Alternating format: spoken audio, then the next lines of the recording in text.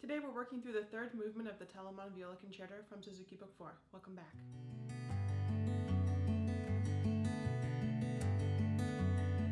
Welcome to the studio. My name is Cassie and I'm a professional violist and teaching artist. So today we're going to do a quick tutorial on some things that crop up in movement 3, and then we're going to do our playthrough. Again, this is a slow movement, so we're just going to do our at-tempo playthrough. So let's go to playing position. And the first measure I want to talk about is measure 9. So here we start in first position, and then there's a quick kind of out of nowhere shift to that B flat. So again, ways to practice that. Take your first finger, measure up to third position, and then we're going to plop below 3. So let's try that in context. 2, shift with that 1. Try it one more time. Good, we're going to do the same thing, but we're not going to sound that 1-1 shift this time. Shift, plop 3. And the best way to check, am I in the right spot, is using a tuner, or you can also check with your open G string, which sounds like this. Shift, plop. So 2 ways to practice that. Again, we want to sound that shift as much as possible, and when that's comfortable, then you can do it silently. Continuing on in that measure, this is a very tricky measure. After we've gotten that shift up to third position, we stay there with a high 2, 1, and then we've got a finger replacement shift. So your 1 is going to shift down a half step to F sharp, and then you're going to replace that with your 2, which sounds like this. So I'm on my 1 on G, shift down, plop 2. Again, this is a Baroque piece where we're starting all of our trills from the note above the printed note. So the printed note's F sharp, we're starting our trill from G. So let's try that together. We're going to start with our first finger on G, shift down to F sharp, plop 2, and then we can begin our trill. So we're going to put all of those pieces together for this measure. So we're going to go back to the beginning of measure 9, shift, high 2, shift. Now the next note indicated is open D. That's where we would shift back down to first position. For a low one, and then a regular one. And then we're in first position and we're okay.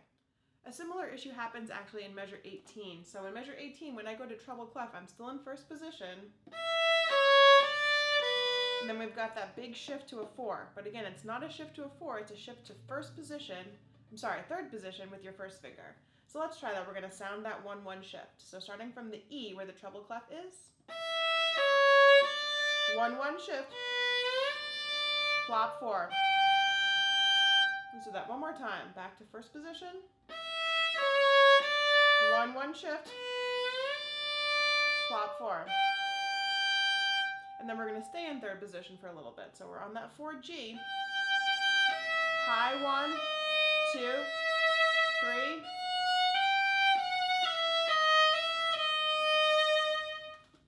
now you'll notice here we're forte when we shift up to that G, but then as we continue on into the next measure, we've got a diminuendo into piano.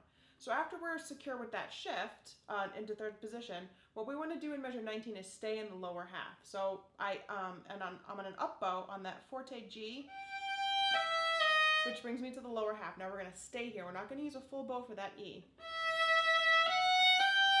Then all the way down to the tip on that long slur. That's going to help us achieve that diminuendo. So let's put those 2 pieces together. We're still going to sound our 1-1 shift for the time being. So I'm at the treble clef in measure 18. Ready? Go. Shift, plop 4, stay in the lower half,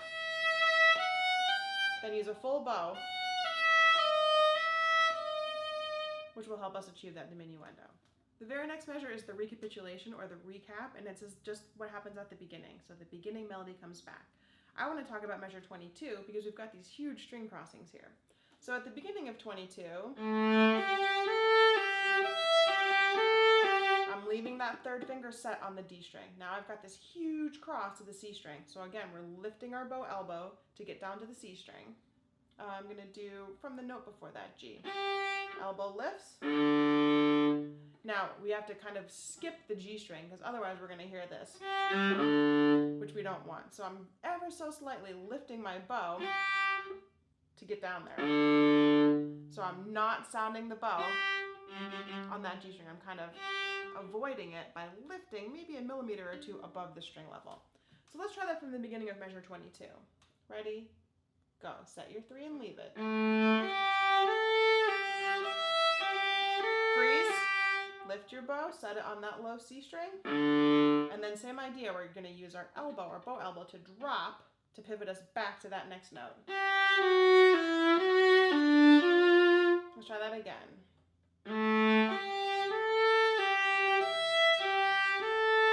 Lift, set, pivot. Same thing happens in the next measure. Leave your 2 set. Lift, set. Next, we've got to shift to 3rd position out of the blue. It feels like it's out of the blue, but we're actually, again, always doing a 1-1 shift. So from that open C string, I'm sneakily on the G string shifting to where my first finger goes in 3rd position, and then I can plop my 3. So let's try that together. We're going from the beginning of measure 23. Leave 2 down. Lift, shift. Good, now let's try it in context. So we're not going to stop on the C string to shift this time.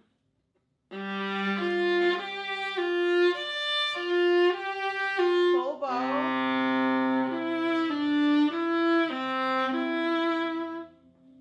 Now for me, that 3rd finger feels like it's a little bit higher than I want it to be, but we have to kind of remember that we're tuning to that open C string. So aim just a little bit higher for that E if you tend to be flat like me. In the very next measure, we've got an issue with our 2nd finger. So when I start, we're still in 3rd position on 4th finger. Shift to 1st position, but I'm going to plop that 2 on both strings as I do that shift.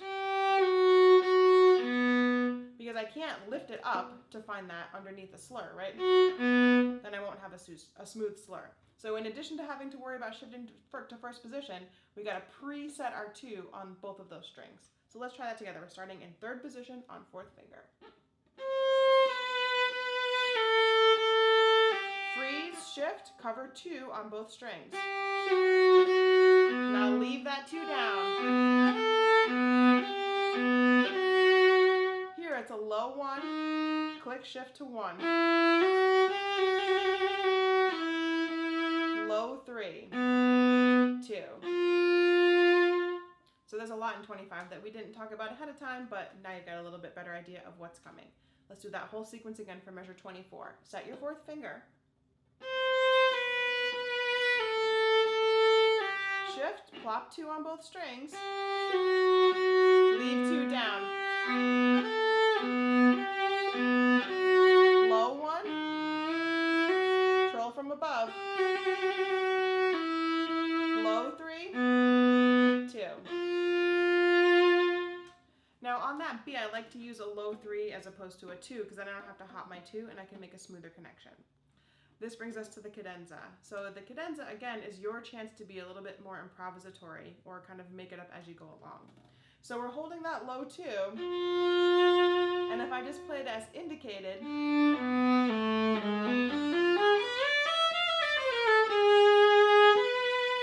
it kind of almost sounds a little bit improvisatory, but I'm going to encourage you to kind of make that your own. So what I might do is...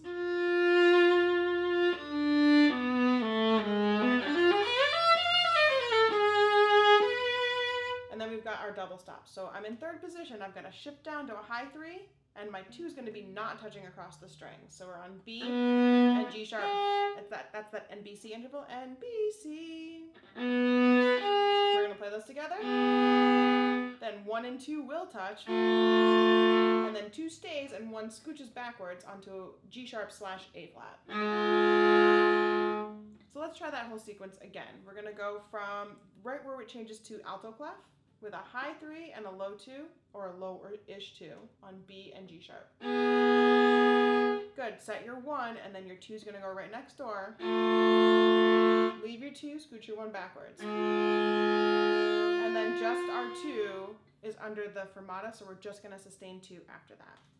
So as you're playing through that cadenza, again, I'm going to encourage you to make it your own, do your own rhythms there, whatever you like. You can even change the bowings, that's okay. The last section I want to go over before our playthrough is the very last line of the piece. I have different fingerings that I use here. I'm going to present them to you now, and I am going to play these in the playthrough. You don't have to do them. You can do what's printed in the part. That's totally fine. So we start in first position and measure 28 on that last line. Low 1. Now I shift to second position on a 2. 4, 3, 1, 2. Then I'm going to cross over to the A string, low 1, 3, 2, 1.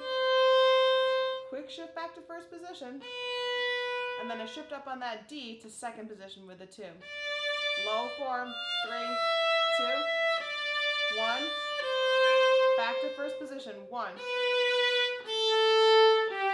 And then I stay in first position here.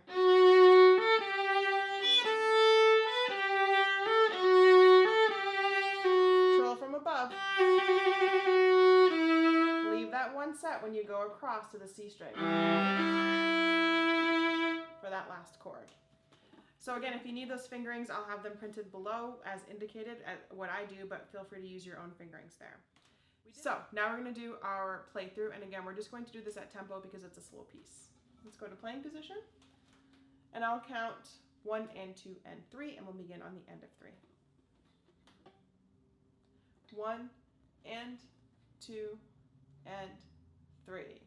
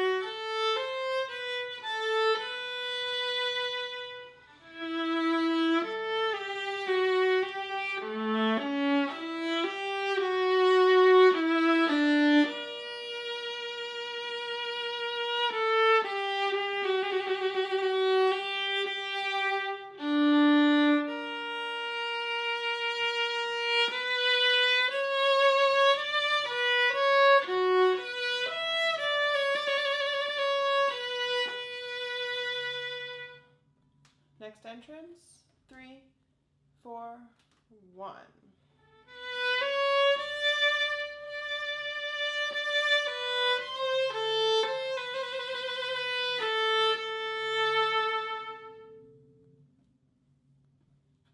And 1.